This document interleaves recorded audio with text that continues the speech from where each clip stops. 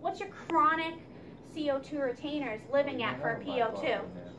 What? Oh, sorry. What You, number? Ted. 88 to 92? That's it, PO2. I was assuming the Like white 60 folks, to the white 70, folks in the 70, 50s, no. something like that. 50-60 club, yeah. Yeah, The 50-60 yeah, club. the 50, Club, 60 yeah. club. So your yeah. CO2 40 to retainer is 60, going to be the that's what I was thinking. 50-60 club. So, Yeah, 50-50. the 50-50-50-60 club. Yeah. But now his PO2 is 136, Way too and on an on breather, his SO2 is The 98%. nurse almost killed him again. So you gotta. So what the heck am I going to do? Yeah, sure, I'm going to Numbers initiate BiPAP ASAP, but I'm going to come down on that oxygen, Yeah. right? Yeah. Okay. Questions about that? This is fun. I have a question. Yeah, it is. Go ahead, Ted. Shoot. It's really. When would we intubate? That's a good question. Let me give you what is Martha's recommendation for intubation?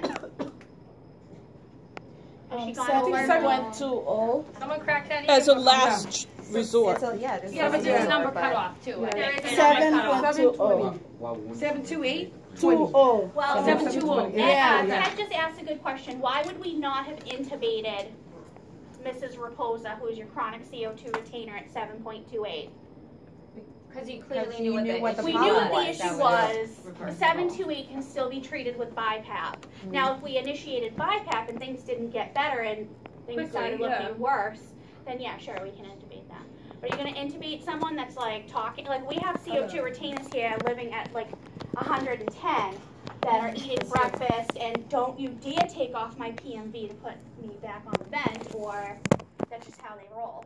How Maybe long not is it going to 110, take for but- them These to chronic wake up people from that are a different hypoxic breed. drive? Is it going to be So like same instantly thing, 20 or minutes. 20 minutes? They don't want to go back on the vent. They don't want to wear the BiPAP. Right. They're going to let you know what they're going to do. And And they're they going to have the tell right to you, refuse.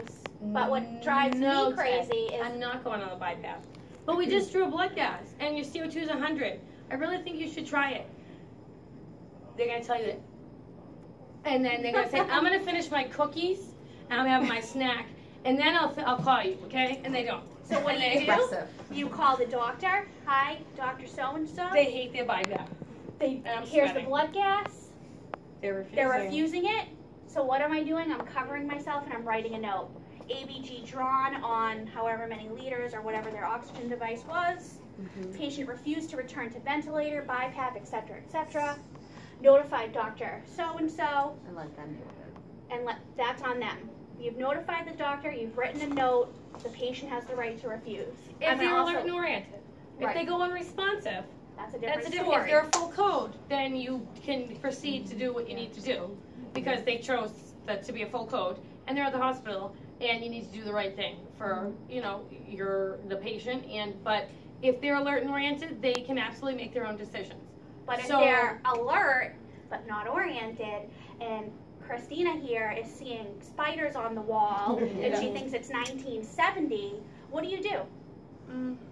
It's a. That's What can you do? As if she's not. Can she make her own No. decisions? Is No, she in her no. right state of mind? No, of Why? course Because her carbon dioxide's 110. So what can you do in that situation? Not you as the respiratory therapist, but the doctor can invoke the healthcare proxy because she can no longer make her own decisions. And they might call the psych doctor. They are going to determine whether this patient can make their own decisions or not. And at that point, the patient can be restrained if needed, if they refuse to put the mask on. And medication or something to calm them a little bit. But you got to be careful because now their CO2's high, and you're going to put them on BiPAP. So even though you're putting them on BiPAP, sometimes if you get too much narcotics or like sedatives, that's going to make you breathe less. So again, spontaneously breathing on BiPAP. Catch-22. Oh, It is. right. So sometimes your back's against the wall a little bit. You got to be very careful about how many meds. If you have to sedate somebody a little bit to take the edge off so they're not like completely freaking out so that they'll be able to like go on the mask. But they're at the point where like they are seeing things but they need something to try to like make them not so jumpy restraints. We can put someone in the room with them if we have the staff to kind of calm them down like, okay, nope, you got to leave the mask on. Just constant reminder of, you got to do this, we have Would you to try suggest to. how much meds to give? Or the doctor would The have to do doctor that, right? does Or could that. you would just say, hey, I think he needs a little something, and Yeah. he would decide. Or like, yeah, Right. okay, to know like the different kinds of meds, like, Well, we're gonna know it by the end of this semester. yeah. Xanax, Ativan, that type of thing. Next patient. They got a blood gas on someone that came in yesterday just for a baseline. He's 450 pounds, has a history of OSA. He says, oh yeah, I wear something at home, but I think it's a pap smear or something. I do know I'm supposed to do something at night. Supposed to do something. I'm supposed to. Keyword. Doesn't use it. What am I doing for this patient? Yeah, pap. Blood gas looks great, right? Yeah. Yeah, but he's but awake. it's an I drew that blood He gas doesn't when he was awake and breathing just fine. Now we put him on central ox. Yes, put him on central ox. He's like, and he's adding to 75. If you go in there. Oh, that's a 95. Sir. Yeah. Jeez, this place sucks. And when someone's breathing like that, do I want to put with their mouth wide open? What am I?